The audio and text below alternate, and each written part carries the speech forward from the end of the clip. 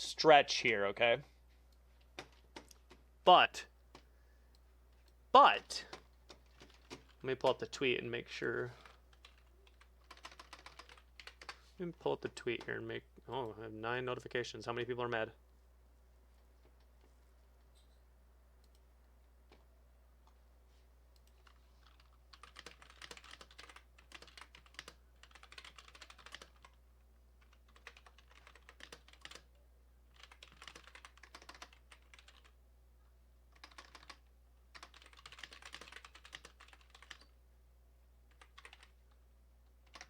Hold on.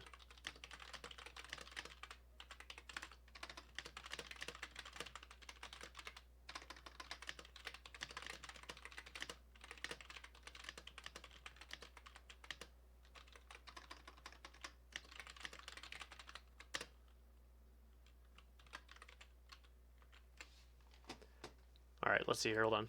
Let me get the tweet.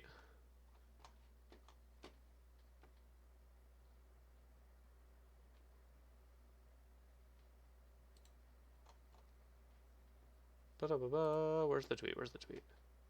Where is it? Where is it? Where is it? Oh god, I'm gonna have to go to my profile because so many people are replying to other tweets of mine.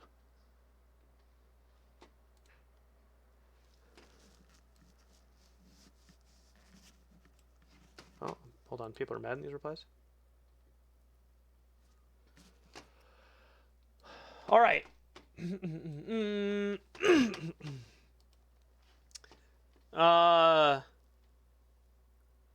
Yo, what's up, Venom?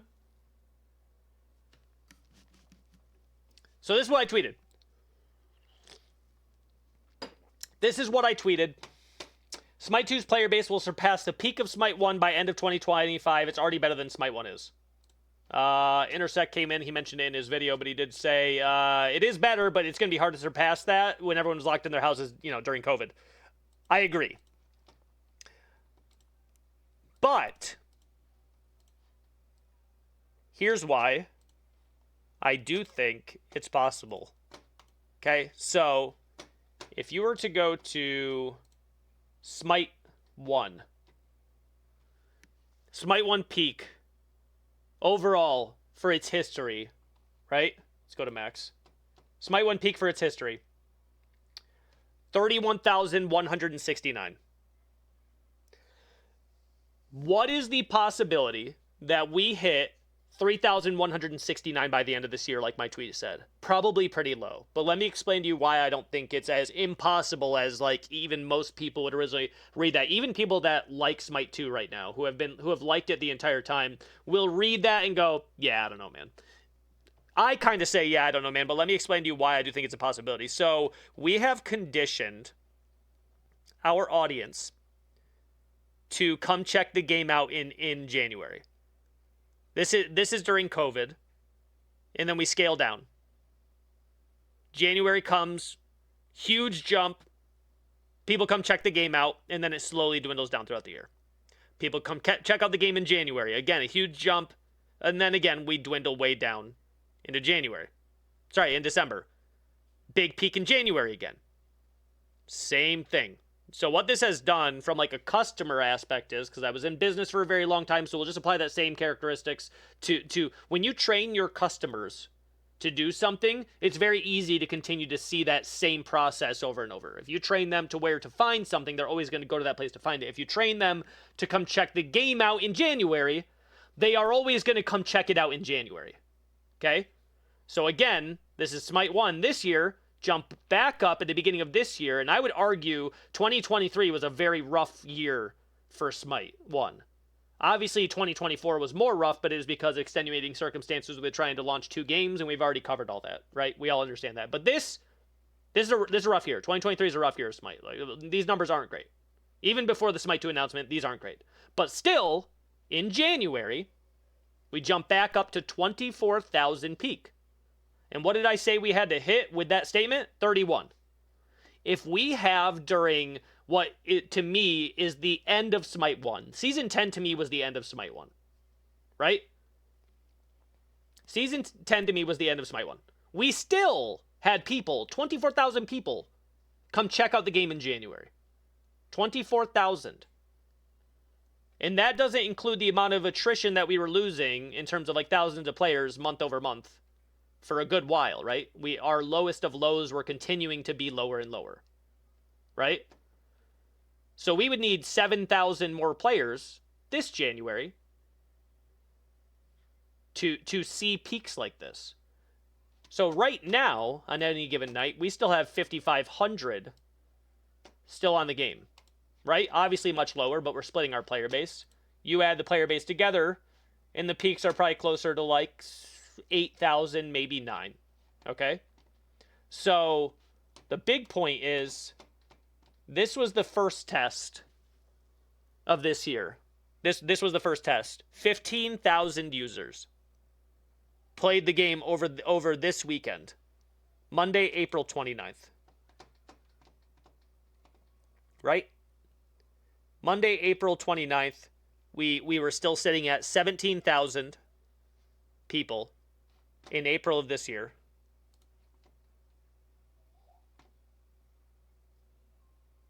Still sitting around 17,000 in April of this year, while also seeing 15,000 people try it on April 29th, so like the end of April. So like right here. 14 to 16,000 still on Smite 1 peak. And then also a peak of 15,000. But then the point that you want to make here is people tried this game in April. They didn't like it. For a lot of very, very valid reasons, they did not like it. You look at the next time, 6,000. You look at the next time, and this is weekends, obviously. These are weekends. 15,000 peak on this game, not including console. 6,000-ish peak. 22 peak. 18 peak. And then this, right? And then you put us into this time frame. Release of actual Smite 2 for the actual alpha, closed alpha, paid alpha, still 12,000. Okay?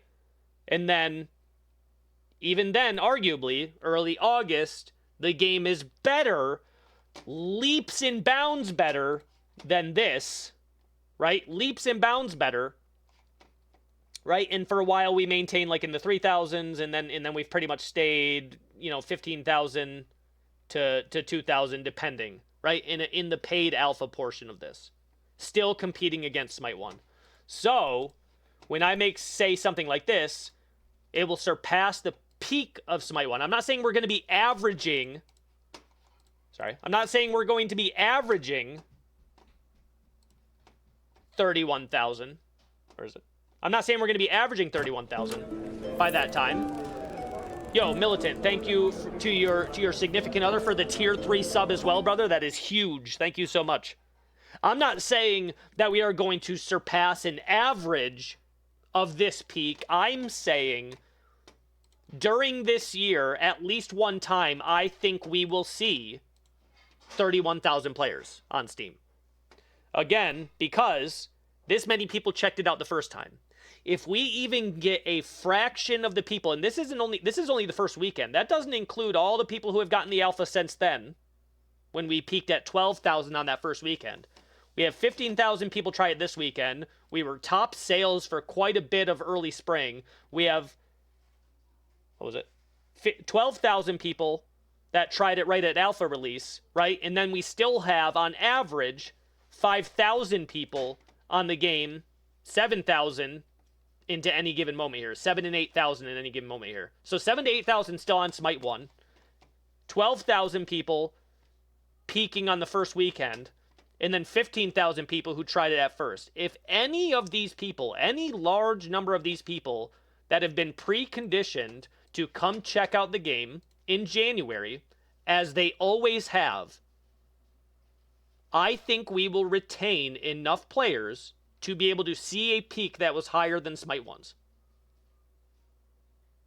Is 31,000 a tough number to hit because, you can see, because we skyrocket in players, almost double in players because of COVID? 100%. I just don't think it's as unrealistic as people immediately are led to believe. 31,000 players is what we need to hit. We already had half of that, a little bit less than half, on the first alpha weekend. We had half of that on the first alpha at all, the first weekend at all, right? If you get these players and possibly these players, which could have been duplicates, don't get me wrong, and then also the Smite 1 players, if you get those players and you pair that information with the fact that people probably upgraded their PCs during the holidays or got new consoles if maybe they're a younger generation, etc., right? And then they also have the hype from Worlds, which is going to include marketing, and then you also have all the people that didn't like it during these phases try the game again. I think a good percentage, a much higher percentage than this, are going to like the game now. And that will bring players. If we bring players over from Smite 1, we retain players that haven't played since August, and we retain players who haven't played since spring, and then word of mouth happens and those people get their friends on, which is usually the most common way that people get people to play Smite. I don't think that 3,100 or 31,000 players at some point as a peak during 2025 is unrealistic. I don't think it's unrealistic. I think Smite 2 will surpass Smite 1's peak this year. I don't think it'll maintain 31,000. I think it'll maintain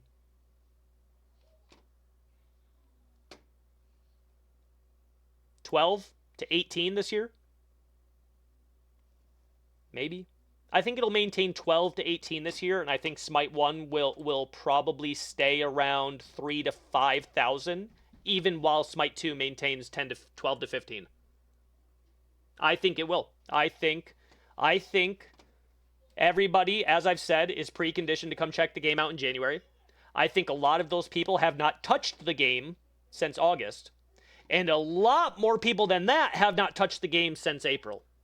If those people come try the game and they haven't touched it since April and they were a true fan of Smite, I think the odds of retaining that person to come play your game and maybe even influence their friends like, yo, Smite 2 actually is sick, now come play it. I think you see a peak that surpasses Smite 2 or Smite 1, 31,000. Titan Talk is in 50 minutes. There's a lot of people that haven't tried it, and then on top of everything I just said, Joust and Duel, while it might not bring a large community, what it does bring is a very large content viewing community. And content viewing is very important to get people to try the game. There's times where I would go through 6 to 8 month breaks where I just wouldn't play Smite 1 at all. I would then watch a video or two, and I'd be like, oh, that looks kind of sick. And then it would just make me want to play the game. I will not be at Vegas this year, my friend. I do apologize, but I will not be at Vegas. I will be at the next one if it is a Worlds. Maybe 50K with consoles combined. If this was at, if we were peaking at 31,000 here, I would say you might even see like 80 to 100,000 if you included console. It might be a little bit higher. It's usually 3 to 6 times, and there's no way to actually know. But usually it's 3 to 4 or 5 times higher at least. So you're probably seeing like 100,000 players. Yo, Darth, thank you for the Twitch Prime, brother. So that is the reasoning, I think. If we're going into January, here's what we have going for us. Here's what we have going for us. In January, people are, again, conditioned to come check the game out in January. Number 1. Number 2, anybody who tried it in April, which was, I think they said over 110,000 sales of the game, and that's not even including the people that bought it the rest of the year, and that doesn't include people that have gotten free alpha keys, right? If the bulk of players that tried it in spring come try it again, I guarantee you the retention, I would put money on it. The retention is going to be significantly higher because the game is it's a different game, okay? Even if you haven't tried it since you tried it in August, that is going to retain players.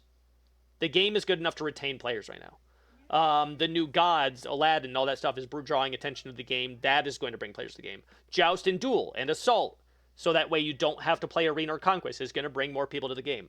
More people coming to the game, which is just going to be a byproduct of all the things I've talked about so far, is going to fix 70 to 80% of the matchmaking issues you run into, which is going to keep people on the game longer. You keep people on the game longer, that compounds to give more accurate matchmaking because people aren't only just playing one game and hopping off.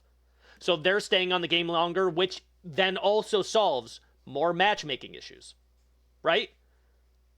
And then you talk about any of the map changes that's coming in. You talk about Joust and Duel. That's going to bring a large content viewing community that are going to be interested. Rexy and Sam's YouTube Duel videos have been doing fantastic. My Duel videos, while much smaller, have been doing great, right?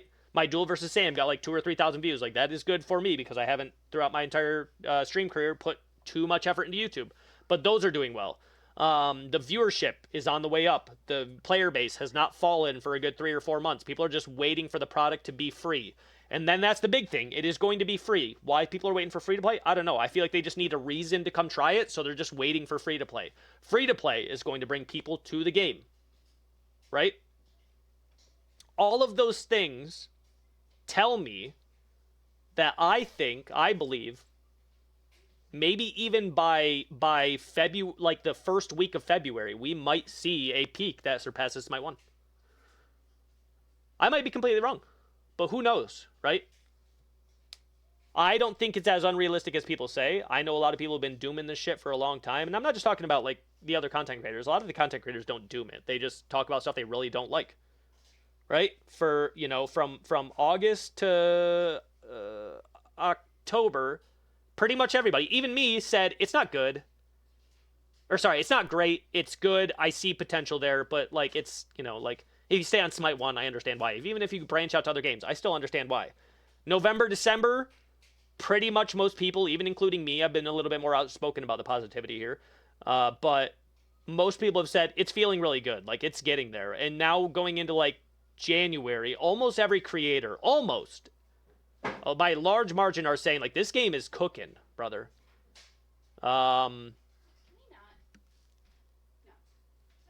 So I don't think this is as unrealistic as I said. It would be tough, but I don't think it's as unrealistic to hit these peaks. We'll see. I'm going to make this into a video. I'll make this into a video, and I'll post this entire video online for people to come be like, ha, I told you so, Smite sucks, or whatever, right? If I'm wrong. I might be. But I think it's going to do well better than people expect it to do. We need Assault. It'll be here in like a week, yeah. It'll be here in like a week. I think it's very, very, very possible that Smite 2 surpasses Smite 1's peak very early on. I think it's more likely that somewhere between January 15th and February 1st, you see Smite 2 peak higher than Smite 1 ever did. The question will be, what is going to be the retention of those players? That's the question. That is the question. That I can't predict. By the way, this is entirely speculation. This is what I used to do in esports. I would just assess a scene and then decide if I think the org should invest